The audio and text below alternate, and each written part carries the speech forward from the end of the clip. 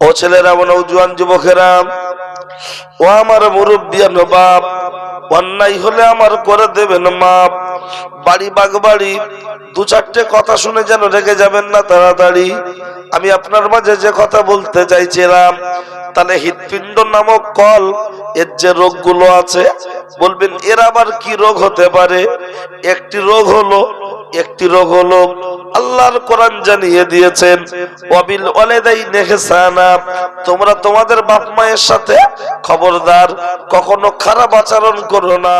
কিন্তু দুঃখের সাথে বলতে হয়, আজকে সমাজে বাপকে বলছে বুড়ো, মাকে বলছে বুড়ি, এরা কবে মরবে তাড়াতাড়ি। শ্বশুরকে বলছে আব্বাজি, শাশুড়িকে বলছে আম্মাজি, গরম গরম দিচ্ছে পেঁয়াজি, খাও আম্মাজি, খাও আম্মাজি। অথচ নিজের বাপের সাথে আলাপ করে না, নিজের মাকে ডাক্তার খরচা দেয় না, নিজের মায়ের সাথে ভালো ব্যবহার করে না। এরকম কিছু সন্তান আছে না নাই?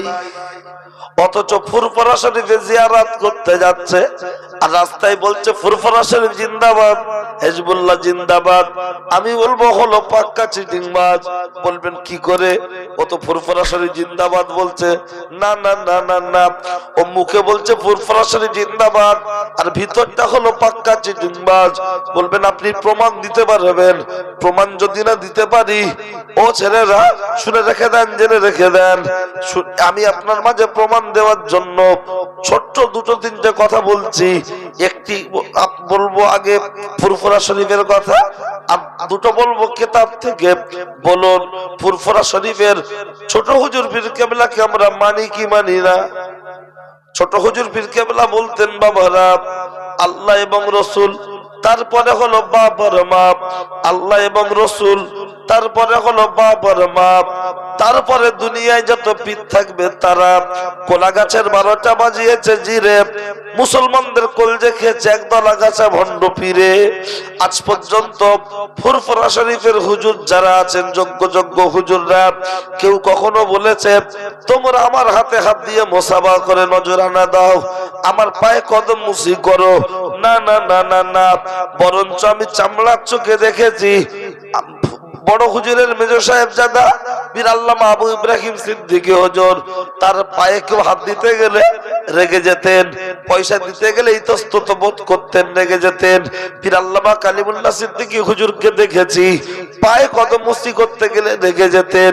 আমরা নিজের বাপের পায়ে হাত দিই না, মায়ের পায়ে হাত দিই না, অথচ হুজুরের পায়ে কদম মুসি করার জন্য ব্যস্ত, হুজুরের নজরানা দেওয়ার জন্য ব্যস্ত। এরকম ডিজিটাল শয়তান আছে না নাই?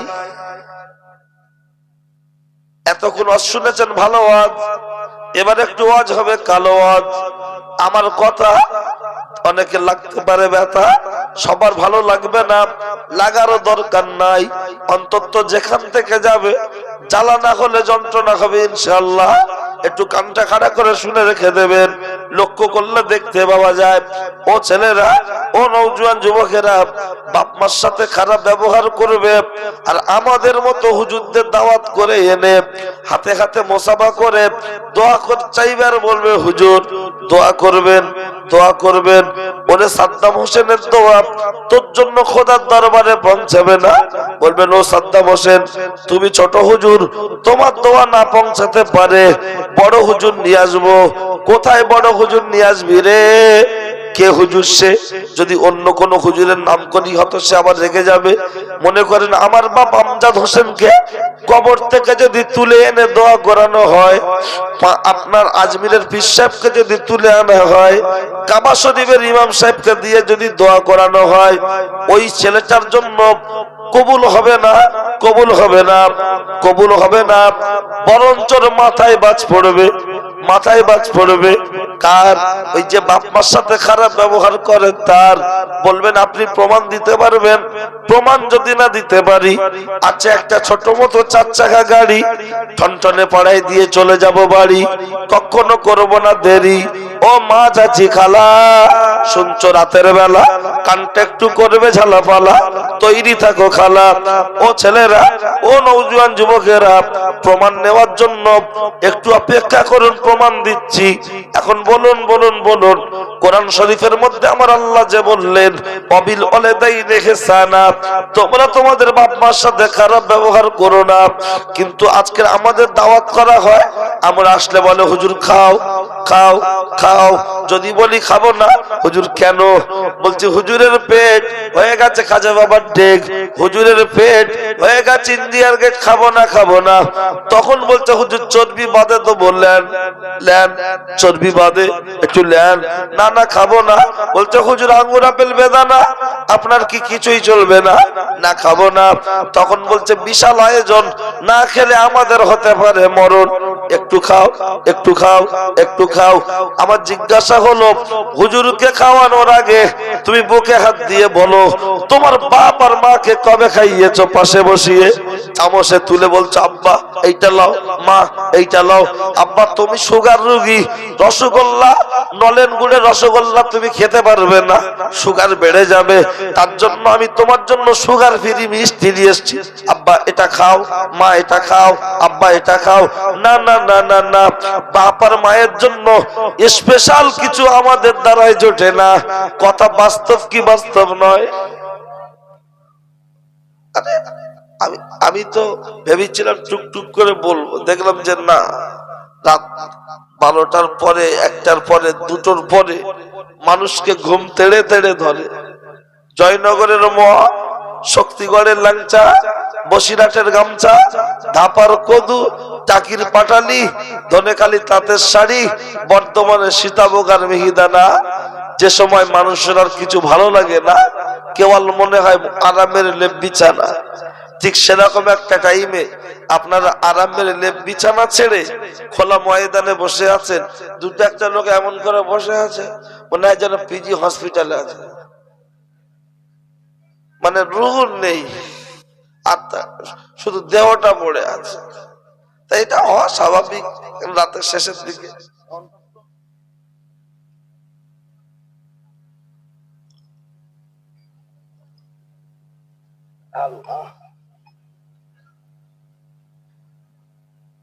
অন্তত রাত শেষের দিকে তো একটু মনে হবে, আর মাঝে মধ্যে তাকবীর দেবো, দিলে মাইন্ডটাকে চেঞ্জ হবে, এতে আপনারা যেন বিরক্তি হবেন না।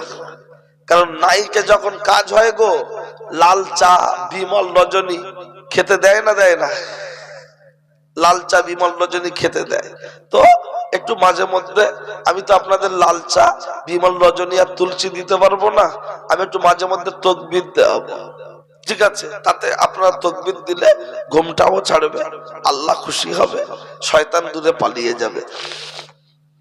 আর অন্য দিন কি হয়, এমন এমন একটা একটা ক্যাপসুল দিই, ওতে এখন ভাইব্রেশন হতে হতে হাসতে হাসতে এখন 5 মিনিট চলে। কিন্তু আজকের সেরকম ইচ্ছেও নেই, আর মন মানসিকতা সব দিন তো সমান থাকে না। ওই জন্য আজকে শুধু ধোলাই আর ধোলাই চলবে ইনশাআল্লাহ।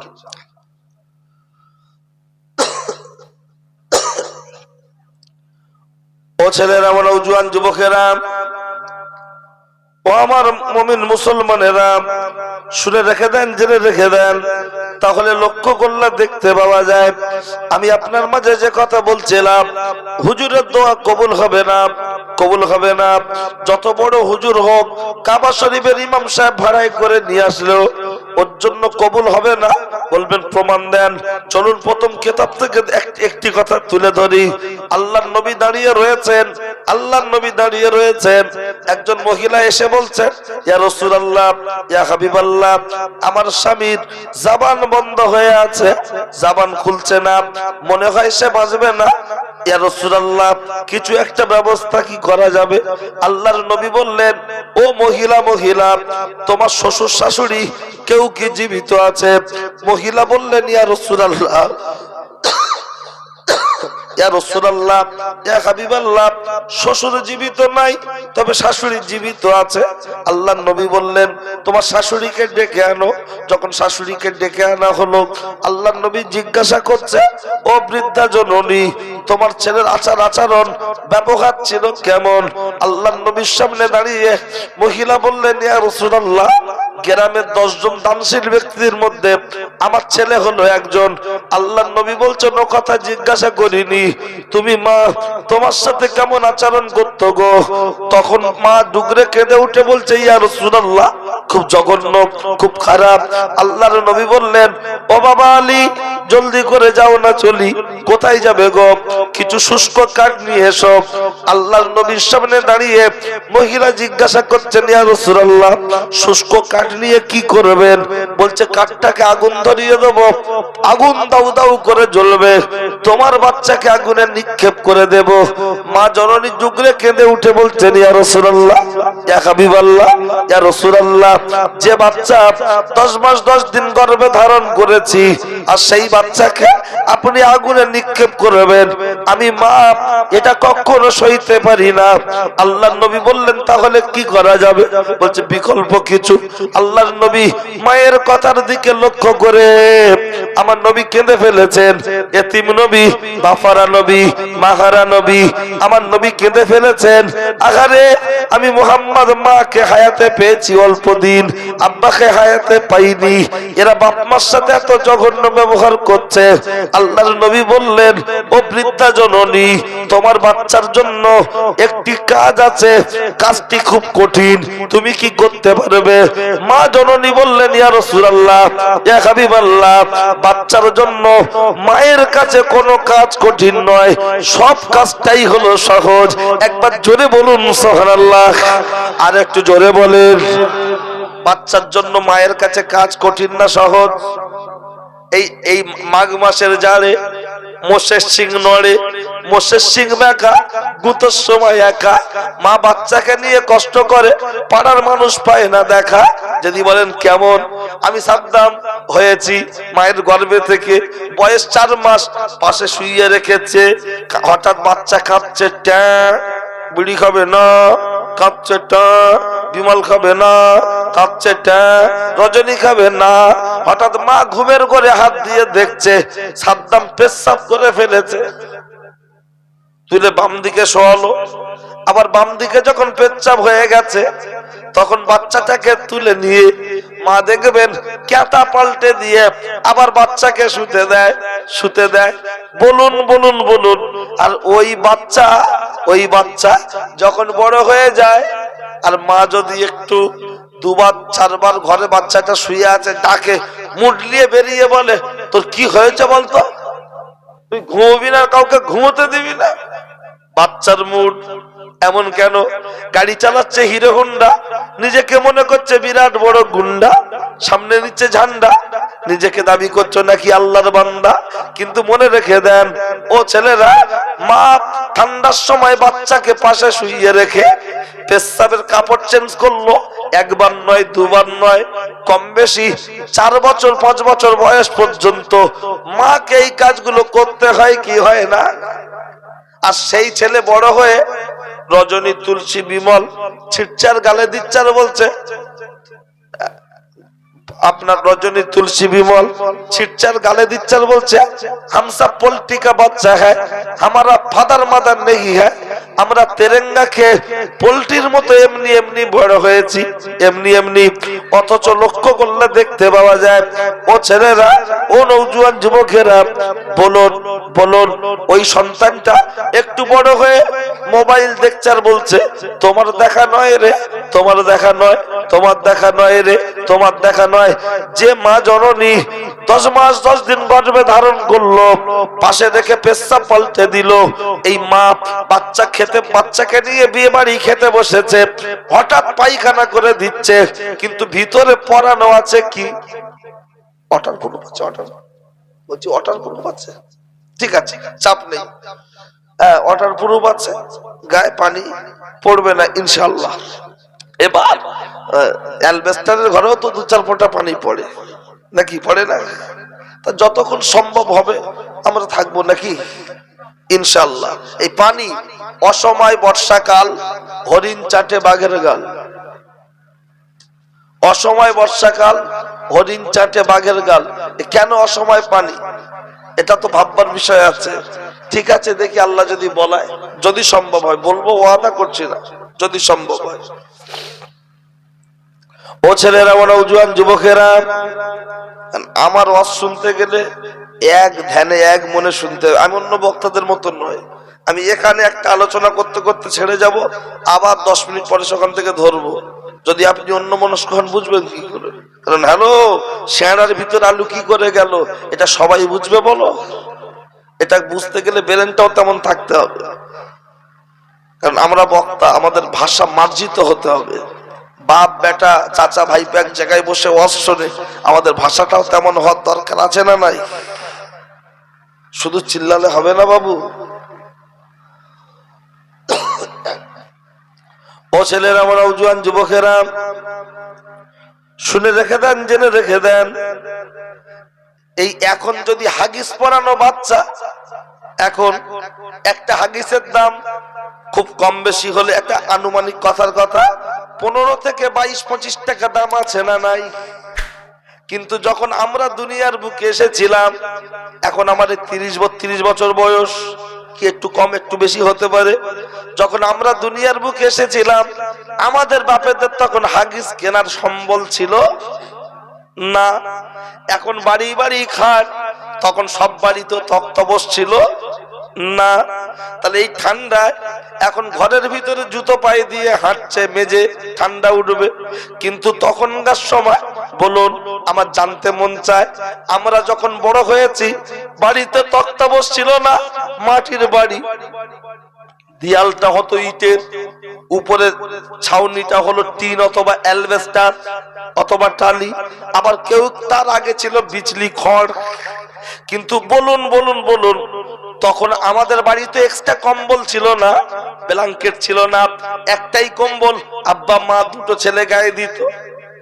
এখনকার এই ব্ল্যাঙ্কেট নয়, সেই পাতলা কালো চটের বস্তা মতো কম্বল হতো না, ওই তখন যদি এত কষ্ট করে আমাদের মায়েরা আমাদের মানুষ করতে পারে, আর এখন 3 তলা বাড়ি তৈরি করে ওই বাড়িতে থাকবে কে? শ্বশুর আর শাশুড়ি। এই আজকের এই গ্রামে জলসা হচ্ছে, একটু খবর নিয়ে দেখলে দেখা যাবে এমন বাড়ি আছে নিজের বোন বোনাইকে দাওয়াত করেনি, অথচ শালি আর ভাইরা ভাই এসেছে, শ্বশুর আর শাশুড়ি এসেছে, জম্মের খাওয়া খাচ্ছে, মরণ গেলা গিলছে, আছে না নাই? আর যখন ননদ আর নন্দাই আসে, আমার বউ তখন বলছে কি? বলছে পঙ্গপাল এসছে। কেন খাবে? তাহলে ননদ আর নন্দাই মানে আমার বোন আর বোনাই, একটা কচি, ওরা আসলে পঙ্গপাল, আর ও 4টে বোন আর 2টো বোনাই আসলো, তার বেলা নাকি সব ফেরেশতা। অথচ আমাদের হাতে হাত দিয়ে বলে দোয়া। ও পর্দার আড়ালে মার বোন, ভিতরে ভিতরে নিয়েছে অনেক বন্ধন লোন। ও পর্দার আড়ালে মার বোন, ভিতরে ভিতরে নিচ্ছে অনেক গ্রুপ লোন। একটু কানটা খাড়া করে থাকো, ধোলাই চলবে ধোলাই। এখন তো দিচ্ছে এটা নরমাল, একটু পরে তোমাদের উপরে ধোলাই চলবে। কারণ নারী হয়ে গেছে আনারি, নারী অবলা, বোঝে না দুবেলা, প্রায় সংসারে স্বামীর সাথে করছে ঝামেলা, আছে না নাই? ও ছেলেরা, ও নওজোয়ান যুবকেরা, মা বাচ্চাকে নিয়ে কতটা কষ্ট করে। এখন মা বাপ বয়স হয়ে গেছে, থুতু ফেলতে গিয়ে উসরায় পড়ছে, বউ ছেলে গজগজ করছে, থুতু এখানে ফেলছো কেন? কিন্তু ও সাদ্দাম, তুই ভুলে গেলি যখন দুনিয়ার বুকে আসলি, আসার পরে তোর মা একদিকে অজ্ঞান হয়ে পড়ে আছে, তুই আরেক দিকে অজ্ঞান হয়ে তুই আরেক দিকে পড়ে আছিস। তোর মা আর চোখে তাকাচ্ছে, ছেলে হাসে না, কাঁদে না, ছেলে কাঁদে না, কোন আওয়াজ করে না। আর যেই ডাক্তার বাবু বলছে এ কি মরা হয়েছে, মায়ের বুকের ভিতরে ব্যথাটা আরো বেড়ে যায়। আর যেই বাচ্চা একবার কেঁদে ওঠে, মুহূর্তের মধ্যে একদম সাথে সাথে 10 মাস 10 দিন গর্ভে থাকার কষ্ট কয়েক সেকেন্ডের মধ্যে ভুলে যায়। কথা ঠিক কিনা?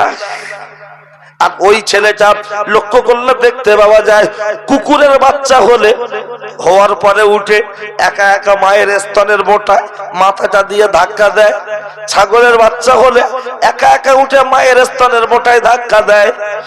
শূকরের বাচ্চা হলে একা একা উঠে মায়ের স্তনের মোটা ধরে খেতে পারে।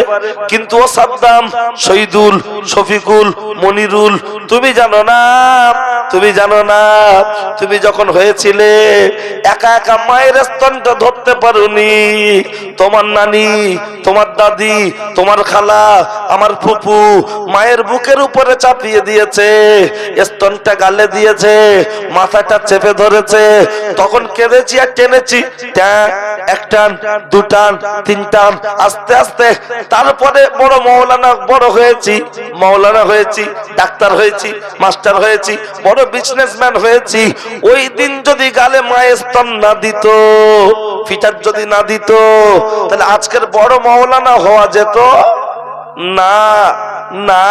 আর সেই ছেলে বড় হয়ে গাড়ি চালাচ্ছে হিরো হুন্ডা, নিজেকে মনে করছে বিরাট বড় গুন্ডা, সামনে নিচে ঝান্ডা, পিছনে আছে ডান্ডা, দাবি করছে আল্লাহর বান্দা, অথচ নিজের বাপ আর মায়ের সাথে আলাপ করে না, আলাপ করে না। ও আজমিরের হাড়িতে 2000 টাকা দেয়, 5000 টাকা দেয়, আজমিরে জিয়ারত করতে যায়, আর ঘরের বারান্দায় মা বসে বসে হাঁটুর ব্যথা, কোমরের ব্যথা ছটফট করে, ডাক্তার দেখানোর বেলা টাকা দেয় না। এরকম শয়তান আছে না নাই? মা যদি বলে হারা সাদ্দাম 500টা টাকা দেন বাবা, ডাক্তারের কাছে যাই, ওর বউ বলছে কেন, তুমি একটা ছেলে আর কেউ নেই, তুমি একটা ছেলে আর কেউ নেই। আর ওই ছেলেটাই দেবে আজমিরের হাড়িতে টাকা, মাজারের বাক্সে টাকা। কে বলেছে হাড়িতে টাকা দিতে? কে বলেছে বিভিন্ন হুজুরদের মাজারে টাকা দিতে? খাবে কারা? খাবে কারা? অধিকাংশ মাজার কমিটি দেখবেন যেখানে শিরক হয়, বেদাত হয়, আপনার কুফরি হয়, অধিকাংশ মাজার কমিটি দেখবেন বোতলখোর। কথা ঠিক কিনা? তাহলে টাকাটা দিলে খাবে কে? বাপ মার বেলা 2 টাকা জোটে না, 500 টাকা জোটে না, ও হুজুরের মাজারে দিচ্ছে। আমি সাদ্দাম হোসেন যখন বলেছি মাথায় বাজ পড়বে, প্রমাণ অবশ্যই আমি আপনার মাঝে দিচ্ছি, আপনি মনে রাখুন। আচ্ছা বলুন, এটা একটা আমি কিতাব থেকে পর্যন্ত দিয়েছি, তার সাথে আরো একটি রাসূলুল্লাহর সামনে মা দাঁড়িয়ে আছে, মনে আছে তো? আল্লাহর নবী বললেন একটি কঠিন কাজ আছে, তুমি কি পারবে? মা বললেন বাচ্চার জন্য কোন কঠিন কাজ মায়ের কাছে হতে পারে না। বললেন কি কাজ? বললেন ইয়া রাসূলুল্লাহ, ইয়া হাবিবাল্লাহ, আমার কাজটা আপনি বলে দেন। মা বললেন ইয়া রাসূল বলে দেন। আল্লাহর নবী বললেন তোমার বাচ্চাকে অন্তরের অন্তর থেকে তোমাকে ক্ষমা করতে হবে, তুমি কি পারবে? মা জননী বললেন ইয়া রাসূলুল্লাহ, আমি ক্ষমা করে দিলাম, ক্ষমা করে দিলাম, ক্ষমা করে দিলাম। মা যখন চলে যাচ্ছে গো, আল্লাহর নবী বললেন ও বাবা আলী, জলদি করে যাও না, চলি। হেঁটে হেঁটে হেঁটে হেঁটে মা আগে বাড়িতে পৌঁছাতে পারে কি? মায়ের ক্ষমা করাটা আগে বাড়িতে পৌঁছায়, একটু পরীক্ষা করে দেখার দরকার।